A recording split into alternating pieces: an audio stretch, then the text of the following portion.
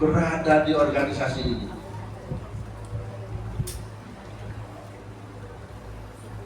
Nahdlatul Ulama didirikan oleh para muassis bukan cuma untuk riayatul din, memelihara agama, sekedar mempertahankan akidah ahlus sunnah wal jamaah, supaya yang sholatnya usholi tetap ada, supaya yang kalau sholat subuh kunut tetap kunut, supaya kalau sholat tarawehnya 20 rakaat tetap 20 rakaat, supaya kalau ada keluarga yang meninggal didoain, supaya kalau ada yang kesulitan dan seterusnya. Bukan cuma itu, bukan cuma untuk riayatul din, menjaga agama, tapi juga riayatul ummah, menjaga masyarakat, mengawal umat menjadi khairul ummah. Kuntum khaira ummatin ukhrijat linnas. Karena pada dasarnya umat Muhammad sallallahu alaihi wasallam adalah sebaik-baiknya umat. Dan tidak sampai di situ, para muassis juga bertujuan untuk riayatul daulah, melindungi negara. Dalam pandangan para muassis NU, ad-din wal mulk tau'aman. Agama dan negara itu ibarat dua sisi mata uang, tidak bisa dipisahkan. Fadinu aslun wal mulku harisun. Agama pokok, pondasi, sementara pemerintah, negara itu penjaganya. Famala aslalahu famahdum. Yang tidak ada pondasinya pasti roboh. Wama la harisalahu fadoi. Dan yang tidak ada yang menjaganya pasti hilang. Ini diungkapkan oleh Imam Al-Ghazali dan para imam-imam lain di lingkup Ahlus Sunnah wal Jamaah, yang dijadikan betul-betul pegangan oleh para muassis NU.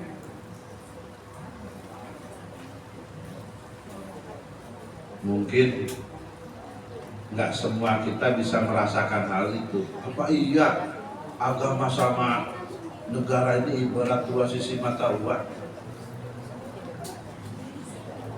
Kita baru bisa merasakan mungkin ketika kita keluar dari negeri kita. Ada yang sudah pernah keluar negeri? Hah? Haji? Haji keluar negeri tidak? Umroh? Keluar negeri. Saya alhamdulillah berkas ngopeni NU, khidmah di NU, saya setiap bulan insya Allah keluar negeri. Ya umroh, ya toyar-toyar, bukan healing, bukan. Karena khidmah di Nahdlatul Ulama bikin happy, jadi nggak perlu healing. Ini healing saya ini, begini nih healing. Ketika kita akan keluar, yang diperlukan oleh kita untuk bisa keluar adalah apa? Paspor. Kalau kita tidak punya paspor, bisa nggak kita ibadah ke tanah suci? Yo, punya duit banyak, tapi nggak punya paspor, bisa nggak kita ke Saudi, ke Mekah, ke Madinah, bisa nggak? Enggak kan? Bu, Pak, Bro, negeri kita ini berkah Nahdlatul Ulama Indonesia, NKRI, Ini berkah Nahdlatul Ulama. Saya nggak tahu kalau nggak ada NU, apa Indonesia ini bisa begini. Ini adalah negara dengan penduduk Muslim yang terbesar. Mudah-mudahan belum dilewati Pakistan. Dan teramah, bukan cuma terbesar, tapi teramah, pangbagerna buat pemeluk agama. Bil khusus agama Islam. Kalau ada yang suka ngomong negeri kita ini sedang tidak baik-baik saja, tidak baik-baik saja bisa jalan-jalan. Saya ketika satu waktu umroh ada jamaah yang ngomong begitu, negeri kita sedang tidak baik-baik saja. Bro, kalau negeri kita sedang tidak baik-baik saja, Anda nggak bisa sampai sini.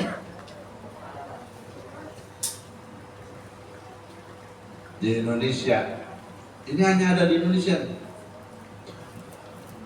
Masjid boleh pakai speaker luar, bukan hanya untuk adzan. Boleh sholawatan? Boleh. Masih ada di sini sholawatan? Di masjid? Iya. Ada? Nggak ada yang marah? Masa sih? Alhamdulillah. Di Jonggol mah bro, dulur, udah mulai banyak yang marah. Kalau mau subuh dulu saya ingat waktu zaman Cindilabang, kakek-kakek suka pada pujian Rabbana ya Rabb.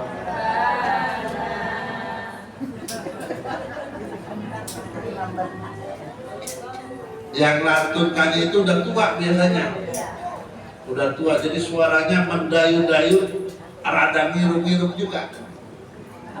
Zalamna anfusana, ada gitunya. Wa illam takfir lana wa tarhamna lanakunanna minal khasirin. Masih ada? Benar. Sekarang tuh kalau masjid musola keluar suara begitu ada yang protes. Ada yang protes. Ibadah sih ibadah, tapi jangan ganggu orang. Dulu kalau mau maghrib anak-anak puji-pujian dengan membacakan sifat 50, tapi yang wajibnya aja jadi 20. Allah wujud tidak mukhaf.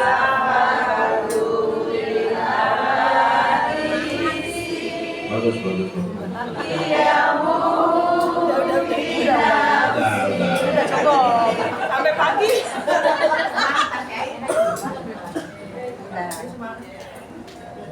Ini adanya hanya di Indonesia. Di Indonesia pengajian boleh pakai speaker luar. Di negara-negara lain, apalagi yang berbahasa Arab, yang boleh pakai speaker luar hanya adzan dan hanya pelaksanaan sholat-sholat tertentu. Di luar itu tidak boleh. Di Indonesia, masjid kalau mengadakan pengajian di dalam tidak cukup, boleh nggak bikin tenda di luar? Boleh. Tenda di luar nggak cukup, memanjang sampai nutupin jalan, boleh nggak? Boleh. Nggak ada itu di negara lain, nggak ada. Di Indonesia siapapun boleh jadi muadzin. Nggak ada itu muadzin. Anda azan sembarangan ada sertifikat muadzinnya kan? Ada nggak yang nanya begitu? Nggak ada. Siapa aja yang mau silakan. Bahkan ngimamin pun seperti itu. Orang itu kan tawadu ya. Silakan. Akhirnya maksudnya diambil orang. Itu gara-gara silakan dulu tuh.